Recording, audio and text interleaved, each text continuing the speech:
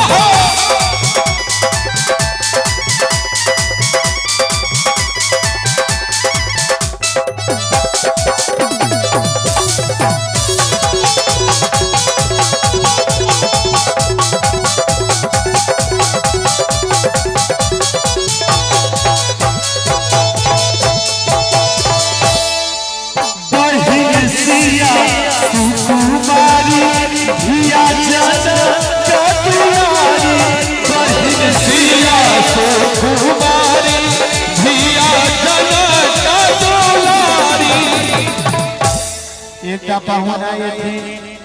एगो पाहुन हैया बैसल छथिन आगू में कोट पेंट लगा कर बहिन सिया सुकुमारी धिया जना का दुलारी राम जी के ससुरारी जनक फूल ये दुल्हा दुल्हन सीताराम जनक फूल में देहन सुंदर मिथिला धाम दोसर पायब को देखा देहन सुंदर मिथिला धाम दोसर पायब को देखा। बाराती जो लोग शुरू में जखन आवे छे तो मुंह तू लटका के बैसल रह, लेकिन अहाँ जब हंसे से लिए चार चांद लगा देंगे। एक बार कभी ताली बजा दियो तो सब बजे कि दुल्हा दुल्हन सीताराम जनक फूल